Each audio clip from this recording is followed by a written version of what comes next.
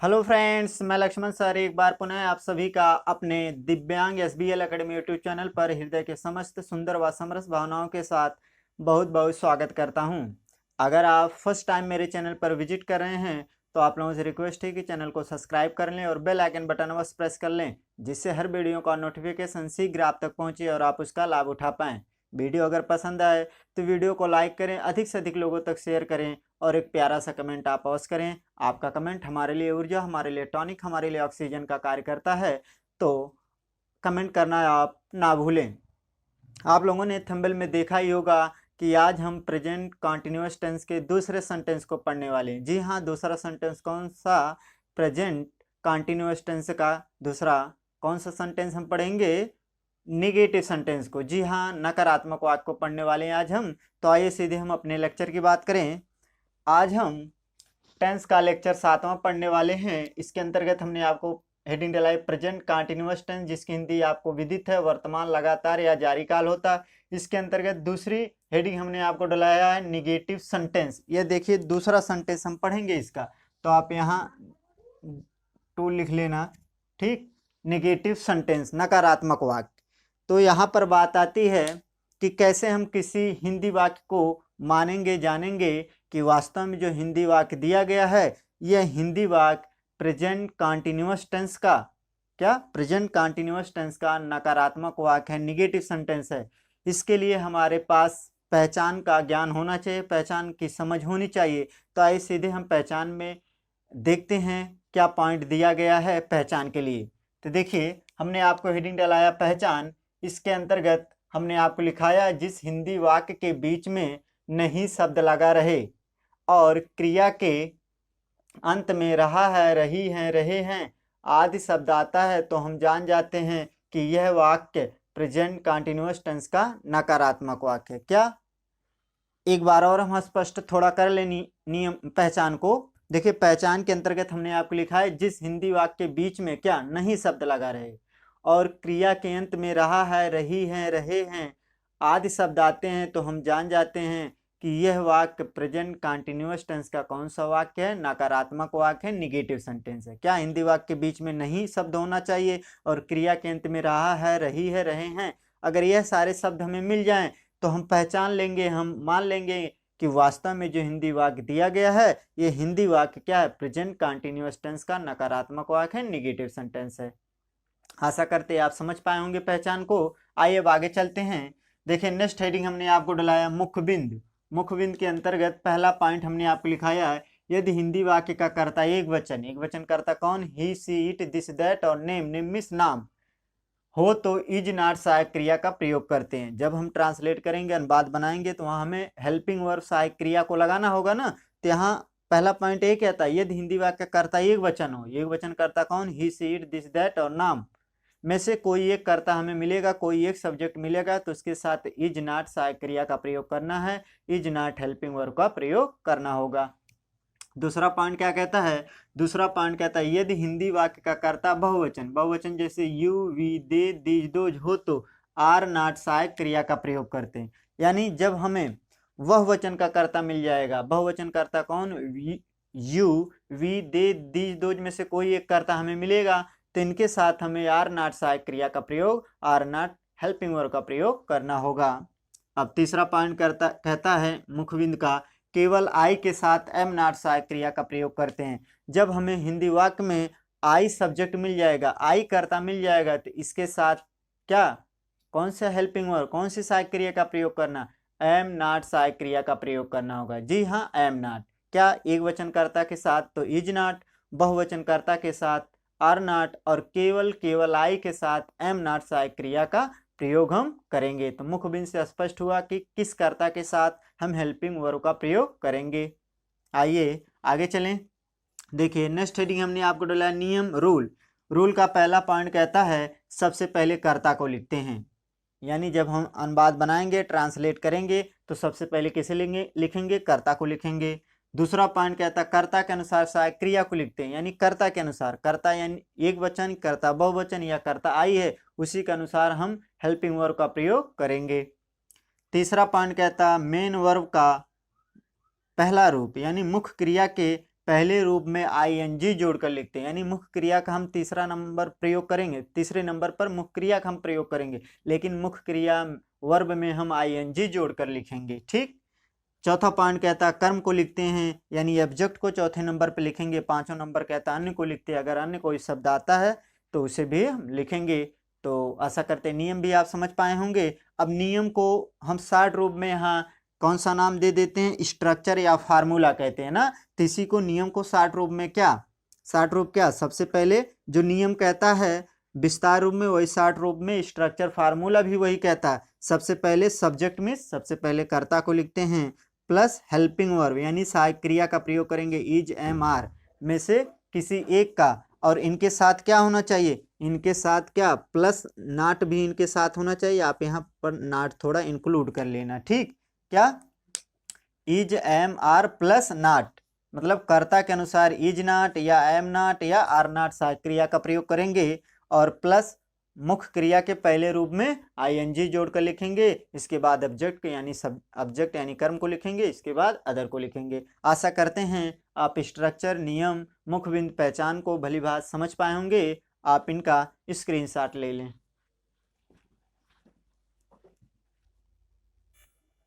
आइए अब हम एग्जाम्पल को देखते हैं, उदाहरण को देखते हैं कि किस तरह से हम किसी हिंदी वाक्य का अंग्रेजी वाक्य बनाएंगे, हम कैसे ट्रांसलेट करेंगे। तो आइए सीधे हम एग्जाम्पल पर चलते हैं। देखिए पहला एग्जाम्पल हमने दिया हुआ है, पुस्तक नहीं पढ़ रहा है। देखिए ये एक हिंदी वाक्य दिया गया। इस हिंदी वाक्य को हम कैसे माने कि वास्तव में जो हिंदी वाक्य दिया गया है ये हिंदी वाक्य प्रेजेंट कंटिन्यूअस टेंस का नकारात्मक वाक्य है, निगेटिव सेंटेंस है। तो आइए सीधे हम पहचान पर चलते हैं। पहचान के अंतर्गत हमने आपको लिखा है जिस हिंदी वाक्य के बीच में नहीं शब्द लगा रहे और क्रिया के अंत में रहा है, रही है, रहे हैं आदि शब्द आते हैं, तो हम जान जाते हैं कि वास्तव में जो हिंदी वाक्य दिया गया है ये हिंदी वाक्य प्रेजेंट कंटिन्यूअस टेंस का कौन सा नकारात्मक वाक्य है, निगेटिव सेंटेंस है ना। तो देखिए इस हिंदी वाक्य के बीच में नहीं शब्द लगा है और पढ़ना क्या एक वर्ब है, एक क्रिया, एक मुख्य क्रिया है, और इसके अंत में रहा है शब्द है। तो इससे हमें विदित हुआ, हमें पता चला कि ये जो हिंदी वाक्य दिया गया है सच में हिंदी वाक्य प्रेजेंट कंटिन्यूअस टेंस का कौन सा वाक्य है, निगेटिव सेंटेंस है, नकारात्मक वाक्य है। अब बात आती है ट्रांसलेट करने की, तो इसका हम ट्रांसलेट करें, अनुवाद बनाएं। अनुवाद बनाने के लिए हम नियम पर जाएंगे या स्ट्रक्चर पर जाएंगे। स्ट्रक्चर या फार्मूला आप कह सकते हैं, दोनों एक ही बात होती है। तो आइए देखते हैं रूल को फॉलो करते हुए। रूल का पहला पॉइंट क्या कहता है, नियम का पहला पॉइंट यही कहता है सबसे पहले कर्ता को लिखते। कर्ता कौन, वह की अंग्रेजी क्या होगी, वह की अंग्रेजी ही हो जाएगी, तो हमने ही को लिख दिया। वह की अंग्रेजी क्या ही होता है ना, तो ही हमने लिख दिया। अब दूसरा पॉइंट नियम का यही कहता है कि कर्ता के अनुसार सहायक क्रिया को लिखते हैं। कर्ता के अनुसार यानी कर्ता एक वचन की, कर्ता बहुवचन की, कर्ता आई। अब यहाँ बताइए कर्ता कौन है, ही। अब बताइए ही एक वचन कर्ता की बहुवचन या आई है, एक वचन का कर्ता। मुख्य बिंदु के पहले पॉइंट में हमने लिखा है यदि हिंदी वाक्य का कर्ता एक वचन, ही सी इट दिस दैट नाम ये क्या होते हैं एक वचन, तो ही एक वचन करता ना, तो एक वचन कर्ता के साथ किस सहायक क्रिया का प्रयोग, इज नॉट सहायक क्रिया का प्रयोग करते हैं। तो यहाँ पर किसे लिख देंगे हम, इज नॉट। तो इज नॉट को हमने लिख दिया। अब दूसरा पॉइंट हो गया। तीसरा पॉइंट कहता है नियम का कि मेन वर्ग के मुख्य क्रिया के पहले रूप में आईएनजी जोड़कर लिखते हैं। मुख्य क्रिया कौन है, पढ़ना। पढ़ना की अंग्रेजी क्या होती है, रीड। इसमें क्या जोड़ देना, आईएनजी, तो क्या हो जाएगा, रीडिंग। तो हमने रीडिंग भी लिख दिया। अब नेक्स्ट चौथा पॉइंट नियम का यही कहता है कि कर्म को लिखते हैं ना। नियम का चौथा पॉइंट यही कहता है कर्म को लिखते हैं। कर्म क्या हो जाएगा, पुस्तक। जब आप पुस्तक पढ़ेंगे तो वह आपका कर्म होगा। तो रीडिंग द क्या हो जाए, book. Reading the book full stop. क्या हुआ हमारा पूरा translate, he is not reading the book. आइए आगे चले। देखिए दूसरा एग्जाम्पल दिया हुआ है, अपने गुड़िया से नहीं खेल रही है। गुड़िया से नहीं खेल रही है। देखिए यह भी एक हिंदी वाक्य दिया गया है। आइए इसका भी हम पहचान थोड़ा डिटेल में देखते हैं। पहचान के अंतर्गत हमने आपको लिखाया जिस हिंदी वाक्य के बीच में नहीं शब्द लगा रहे और क्रिया के अंत में रहा है, रही है, रहे हैं आदि शब्द आते हैं, तो हम जान जाते हैं कि यह वाक्य प्रेजेंट कंटिन्यूअस टेंस का नकारात्मक वाक्य है, निगेटिव सेंटेंस है ना। देखिए इस हिंदी वाक्य के बीच में नहीं शब्द है और खेलना क्या है, ये क्रिया, एक मुख्य क्रिया है और इसके अंत में रही है शब्द है। तो इससे हमें पता चला है कि यह जो हिंदी वाक्य दिया गया है वास्तव में हिंदी वाक्य प्रेजेंट कॉन्टिन्यूअस टेंस का नकारात्मक वाक्य है। आइए इसका ट्रांसलेट करें, हम अनुवाद बनाएं। अनुवाद बनाने के लिए नियम पर जाएंगे और नियम का पहला पॉइंट क्या कहता है? नियम का पहला पॉइंट ये कहता है सबसे पहले कर्ता को लिखते हैं। कर्ता कौन है? वह की अंग्रेजी यहाँ क्या होगी? ही नहीं, ध्यान देना, सी होगा, क्योंकि रही से पता चल रहा है कि यह जनाना है, स्त्रीलिंग है, मर्दाना नहीं है, पुल्लिंग नहीं है, यह जनाना है, स्त्रीलिंग है। स्त्रीलिंग को दर्शाने के लिए किसका प्रयोग करते हैं? सी का ना। तो यहाँ क्या लिख देंगे? हम सी को लिख देंगे। तो हमने कर्ता सी को भी लिख दिया। अब दूसरा पॉइंट नियम का क्या कहता है? कर्ता के अनुसार सहायक क्रिया को लिखते हैं। कर्ता एक वचन या कर्ता बहुवचन या कर्ता आई। बताइए यहाँ कर्ता कौन है? सी बताइए, एक वचन की बहुवचन? एक वचन। मुख्य बिंदु के पहले पॉइंट में हमने लिखा है ही, सी, इट, दिस, दैट और नाम एक वचन कर्ता होते हैं। तो एक वचन कर्ता के साथ इज नॉट सहायक क्रिया का प्रयोग करते हैं। तो इसे हम इसे इज नॉट यहाँ पर भी लिख देंगे। तो हमने इज नॉट लिख दिया। दूसरा पॉइंट हो गया नियम का। नियम का तीसरा पॉइंट क्या कहता है? तीसरा पॉइंट यही कहता है कि मुख्य क्रिया के पहले रूप में आईएनजी जोड़ कर लिखते हैं। मुख्य क्रिया क्या है? प्ले, यानी खेलना। खेलना का अंग्रेजी क्या होती है? प्ले। इसमें क्या जोड़ देना है? आईएनजी। तो क्या हो जाएगा? प्लेइंग। ठीक। अब चौथा पॉइंट क्या कहता है नियम का? नियम का चौथा पॉइंट ये कहता है कि कर्म को लिखते हैं। कर्म कौन होगा? जब अपने गुड़िया के साथ वह खेलेगी तो वह उसका कर्म होगा। अब यहाँ देखिए, से के साथ अपने के लिए किसका प्रयोग करते हैं? हर का प्रयोग करेंगे। देखिए, और से की अंग्रेजी यहाँ क्या लिखेंगे? देखिए, वह गुड़िया से, देखिए किसी वस्तु के साथ खेले, कोई सामान है तो उसके साथ से का अर्थ मतलब के साथ होता है। से यानी के साथ, यानी यहाँ विथ का प्रयोग होगा ना, क्योंकि यह एक वस्तु है, इस वस्तु के साथ वह खेलेगी तो यहाँ विथ का प्रयोग से का अर्थ के लिए होगा। ठीक, तो क्या हो जाएगा? With her doll. ठीक, फुल स्टॉप। अदर कोई शब्द है नहीं तो इसे हम लिखते जरूर। देखिए, एग्जाम्पल हमने दूसरा कंप्लीट कर लिया। इसका क्या हुआ? उदाहरण का एग्जाम्पल का ट्रांसलेट पूरा। She is not playing with her doll. आशा करते हैं आप दूसरा भी एग्जाम्पल समझ पाए होंगे। आइए तीसरे पर चलते हैं। तीसरा देखिए दिया है, मैं अपनी तस्वीर नहीं देख रहा हूँ। देखिए, पहचान के अनुसार इस हिंदी वाक्य के बीच में नहीं शब्द है। पहचान के अनुसार इस हिंदी वाक्य के बीच में नहीं शब्द है और देखना मुख्य क्रिया है। क्रिया इसके अंत में रहा हूँ शब्द है। तो इससे हमें पता चला कि यह हिंदी वाक्य जो दिया गया है, हिंदी वाक्य प्रेजेंट कॉन्टिन्यूअस टेंस का नकारात्मक वाक्य है ना, निगेटिव सेंटेंस है। आइए इसका हम ट्रांसलेट करें, अनुवाद बनाएं। अनुवाद बनाने के नियम पर जाएंगे और नियम को फॉलो करेंगे। तो नियम का पहला पॉइंट क्या कहता है? नियम का पहला पॉइंट ये कहता है सबसे पहले कर्ता को लिखते हैं। कर्ता कौन है? मैं की अंग्रेजी क्या होती है? आई। तो आई को हमने लिख दिया। ठीक। अब दूसरा पॉइंट नियम का ये कहता कि कर्ता के अनुसार सहायक क्रिया को लिखते हैं। कर्ता के अनुसार मतलब एक वचन की, बहुवचन की, कर्ता आई। यहाँ कर्ता कौन? आई।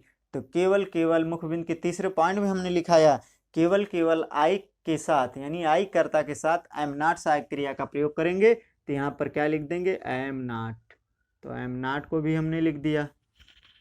अब तीसरा पॉइंट क्या कहता है नियम का? नियम का तीसरा पॉइंट ये कहता है मुख्य क्रिया के पहले रूप में आईएनजी जोड़ कर लिखते हैं। मुख्य क्रिया कौन है? देखना। देखना की अंग्रेजी क्या होती है? सी। तो इसमें क्या जोड़ देना? आईएनजी। तो क्या हो जाएगा? Seeing. Yes double E I N G, seeing. Yes double E I N G हुआ। अब आगे चलेंगे। चौथा पॉइंट नियम का कहता है कि कर्म को लिखते हैं। कर्म कौन होगा? अपनी तस्वीर। अपनी तस्वीर आप जब देखेंगे वह आपका कर्म होगा। तो आई के साथ अपने के लिए किसका प्रयोग करते हैं? आई के साथ अपने के लिए माई का प्रयोग करेंगे। My picture. ठीक, माई पिक्चर, फुल स्टॉप। क्या हुआ? I am not seeing my picture. आइए आगे बढ़ें। देखिए नेक्स्ट चौथा एग्जाम्पल दिया है, रीता और गीता गीत नहीं गा रही हैं। रीता और गीता गीत नहीं गा रहे हैं। देखिए, पहचान के अनुसार इस हिंदी वाक्य के बीच में नहीं शब्द है और गाना एक क्रिया, एक मुख्य क्रिया है और इसके अंत में रही है शब्द है। तो इस समय विदित हुआ कि जो हिंदी वाक्य दिया गया है, हिंदी वाक्य वास्तव में सच में प्रेजेंट कंटिन्यूअस टेंस का नकारात्मक वाक्य है ना। तो पहचान हो गई। आइए अब इसका ट्रांसलेट करें, अनुवाद बनाएं। अनुवाद बनाने के लिए हम नियम पर जाएंगे और नियम का पहला पॉइंट क्या कहता है? नियम का पहला पॉइंट ये कहता है सबसे पहले सब्जेक्ट को लिख देते हैं, कर्ता को लिखते हैं। सब्जेक्ट कौन होगा यहाँ? रीता और गीता, ये दोनों सब्जेक्ट होंगे। तो क्या हो जाएगा?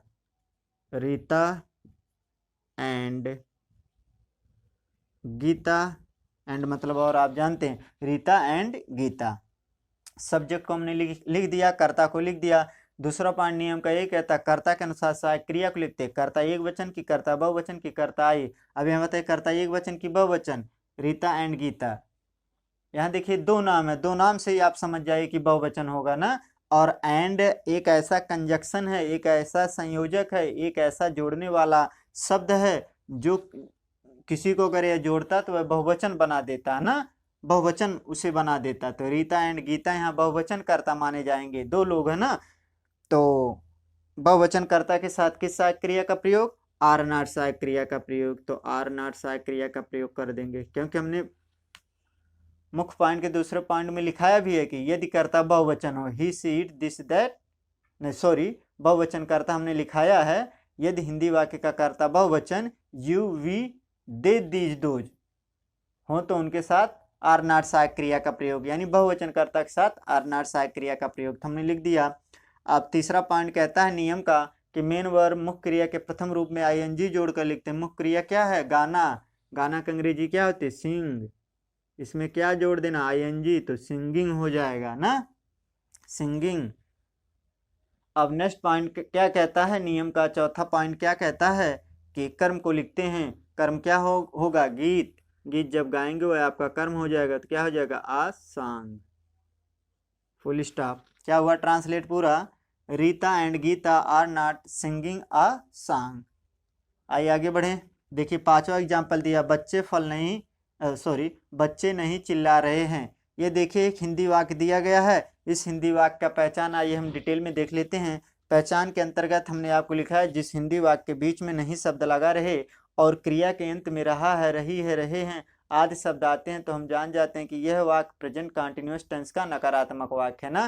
तो देखिए इस हिंदी वाक्य के बीच में नहीं शब्द है और चिल्लाना क्या एक क्रिया, मुख्य क्रिया है, और इसके अंत में रहे हैं शब्द है। तो इससे हमें पता चला कि जो हिंदी वाक्य दिया गया, हिंदी वाक्य क्या है, प्रेजेंट कंटिन्यूअस टेंस का नकारात्मक वाक्य है। आइए इसका अनुवाद करें। अनुवाद करने के लिए नियम पर जाएंगे, और नियम का पहला पॉइंट क्या कहता है, पहला पॉइंट ये कहता है सबसे पहले कर्ता को लिखते। कर्ता कौन, बच्चे, तो क्या हो जाएगा, द चिल्ड्रन, द चिल्ड्रन, कर्ता हमने लिख दिया।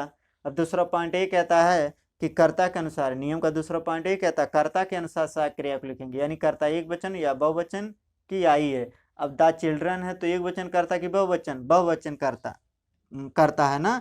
द चाइल्ड अगर होता, चाइल्ड एक वचन होता, और द चिल्ड्रन, चिल्ड्रन हो जाता तो वह बहुवचन होता। तो बहुवचन कर्ता के साथ आर नॉट सहायक क्रिया का प्रयोग करते हैं, तो आर नॉट हमने लिख दिया।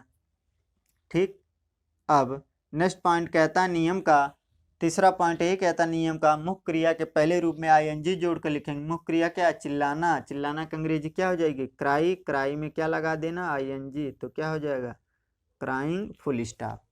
पूरा ट्रांसलेट क्या हुआ, the children are not crying, वही चिल्लाना और कर्म सब कुछ यही है ना। आप हल्ला करेंगे, जोर जोर से चिल्लाएंगे ना, ये आपका कर्म क्रिया हो गया। आइए आगे चलें। नेक्स्ट छठा एग्जाम्पल दिया है, चपरासी घंटा नहीं बजा रहा है। ये भी एक एग्जाम्पल है, दिया गया है जो हिंदी वाक्य है। इस हिंदी वाक्य का पहचान हम थोड़ा डिटेल में देख लेते हैं। पहचान के अंतर्गत हमने आपको लिखाया है, जिस हिंदी वाक्य के बीच में नहीं शब्द लगा रहे और क्रिया के अंत में रहा है, रही है, रहे हैं आदि शब्द आते हैं, तो हम जान जाते हैं कि ये जो हिंदी वाक्य दिया गया, ये हिंदी वाक्य प्रेजेंट कंटिन्यूअस टेंस का नकारात्मक वाक्य है, निगेटिव सेंटेंस है ना।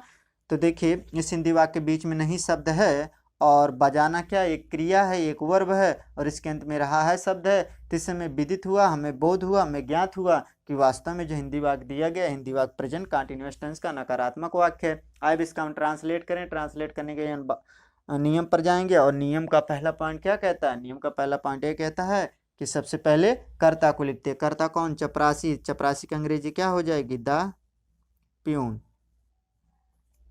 द प्यून हमने लिख दिया। नेक्स्ट पॉइंट क्या कहता है, नियम का दूसरा पॉइंट यही कहता है कर्ता के अनुसार सहायक क्रिया को लिखते हैं। कर्ता के अनुसार यानी कर्ता एक वचन की, कर्ता बहुवचन की, कर्ता आई है। अब द प्यून क्या, प्यून मतलब चपरासी, चपरासी मतलब एक वचन ना। तो यहाँ किस सहायक क्रिया का प्रयोग, इज नॉट, एक वचन करता ना, तो एक वचन कर्ता के साथ इट नॉट सहायक क्रिया का प्रयोग करते, तो इज नॉट लिख दिया। अब तीसरा पॉइंट क्या कहता है, तीसरा पॉइंट ये कहता है कि मुख्य क्रिया के पहले रूप में आईएनजी जोड़कर लिखते हैं। बजाना क्या है, मुख्य क्रिया है, तो बजाना की अंग्रेजी क्या होती है, रिंग, तो इसमें क्या लगा देंगे, आईएनजी, तो क्या हो जाएगा, रिंगिंग। नेक्स्ट पॉइंट क्या कहता है नियम का चौथा पॉइंट ये कहता है कि कर्म को लिखते हैं, ऑब्जेक्ट को लिखते हैं। ऑब्जेक्ट क्या हो जाएगा? घंटा। घंटा आप जब बजाएंगे वह आपका कर्म होगा, तो क्या हो जाएगा? The well. The well full stop. क्या हुआ हमारा ट्रांसलेट पूरा? The peon is not ringing the well. आइए आगे बढ़े। देखिए 7वां एग्जाम्पल दिया, सोहन घर नहीं जा रहा है। सोहन घर नहीं जा रहा है, यह देखिए हिंदी वाक्य है। देखिए पहचान के अनुसार इस हिंदी वाक्य के बीच में नहीं शब्द है। पहचान के अनुसार इस हिंदी वाक्य के बीच में नहीं शब्द है, और जाना क्या है? एक क्रिया है, एक वर्ब है, और इसके अंत में रहा है शब्द है। तो इससे हमें ज्ञात हो गया कि ये जो हिंदी वाक्य है, ये हिंदी वाक्य प्रेजेंट कंटीन्यूअस टेंस का नकारात्मक वाक्य है। आइए इसका हम ट्रांसलेट करें, और ट्रांसलेट करने के लिए नियम पर जाएंगे, या एक बार आप स्ट्रक्चर फार्मूला को देख लो। फार्मूला के अनुसार सबसे पहले क्या हमने लिखा, वहाँ सब्जेक्ट को लिखते हैं, यानी कर्ता को लिखते हैं। तो कर्ता कौन है? सोहन। सोहन की अंग्रेजी क्या हो जाएगी? SOHAN। हमने सोहन को लिख दिया, कर्ता हो गया। अब स्ट्रक्चर का पहला पॉइंट मतलब हो गया, सब्जेक्ट को लिखते हैं, प्लस किसे लिखते हैं? हेल्पिंग वर्ब को, वो भी EJMR के साथ प्लस नॉट होना चाहिए ना, यानी कर्ता के अनुसार लिखेंगे। अब देखेंगे या कर्ता कौन है? सोहन। सोहन एक वचन की बहुवचन? एक वचन। मुखबिंद में चले जाना, वहां आपको पता चलेगा कि ही सी इट दिस दैट नाम एक वचन के कर्ता होते हैं। तो एक वचन कर्ता के साथ किसका प्रयोग? इज नॉट सहायक क्रिया का प्रयोग। तो इज नॉट भी हमने लिख दिया। अब स्ट्रक्चर फार्मूला में प्लस किसे लिखते हैं? मेन वर्ब के फर्स्ट रूप में ING जोड़कर, यानी मेन वर्ब लिखेंगे प्लस ING। लिखाया है ना हमने। तो मेन वर्ब कौन है? जाना। जाना का अंग्रेजी क्या होती है? गो। इसमें क्या लगा देना? ING। तो क्या हो जाएगा? गोइंग। ठीक। अब स्ट्रक्चर में मेन वर्ब को हमने लिख दिया, प्लस किसे लिखते हैं? प्लस ऑब्जेक्ट को लिखते हैं। ऑब्जेक्ट कौन है? घर। घर आप जाएंगे वही आपका क्या हो जाएगा? कर्म हो जाएगा। लेकिन यहाँ देखिए घर एक स्थान है, वहां जाना है, तो टू का प्रयोग, जाने के लिए टू का प्रयोग, तो गोइंग टू क्या हो जाएगा? Home. Sohan is not going to home. आइए आगे बढ़े। देखिए 8वां एग्जाम्पल दिया है, तुम फल नहीं खा रहे हो। तुम फल नहीं खा रहे हो। देखिए पहचान के अनुसार इस हिंदी वाक्य के बीच में नहीं शब्द है, और खाना एक मुख्य क्रिया है, एक क्रिया है, और इसके अंत में रहे हो शब्द है। तो इससे में विदित हुआ कि जो हिंदी वाक्य दिया गया है, वास्तव में हिंदी वाक्य प्रेजेंट कंटिन्यूअस टेंस का नकारात्मक वाक्य है, निगेटिव सेंटेंस है। तो पहचान के अनुसार यह सही है। आइए इसका हम ट्रांसलेट करें। ट्रांसलेट करने के लिए नियम पर जाएंगे और नियम को देखेंगे। नियम को फॉलो करते हुए हम इसका अनुवाद बनाएंगे। तो नियम का पहला पॉइंट ये कहता है, सबसे पहले कर्ता को लिखते हैं। कर्ता कौन है? तुम। तुम की अंग्रेजी क्या होती है? यू। तुमने यू को लिख दिया। अब दूसरा पॉइंट नियम का ये कहता है, रूल का दूसरा पॉइंट ये कहता है, कर्ता के अनुसार सहायक क्रिया को लिखते हैं। कर्ता एक वचन की, कर्ता बहुवचन की, कर्ता आई। अब बताइए यू क्या है? एक वचन करता है? नहीं, बहुवचन करता है। मुखबिंद के दूसरे पॉइंट में हमने लिखा है, यदि हिंदी वाक्य का कर्ता बहुवचन you, we, they, this, those हों, तो इनके साथ आर नॉट सहायक क्रिया का प्रयोग। तो यू बहुवचन करता है, तो इसके साथ आर नॉट सहायक क्रिया का प्रयोग। तो हमने आर नॉट को लिख दिया। ठीक। अब नियम का तीसरा पॉइंट यही कहता है कि मुख्य क्रिया के पहले रूप में ING जोड़कर लिखते हैं। मुख्य क्रिया क्या? खाना। खाना का अंग्रेजी क्या होती है? ईट। Sorry, EAT। ईट। इसमें क्या लगा देना? ING। तो क्या हो जाएगा? ईटिंग।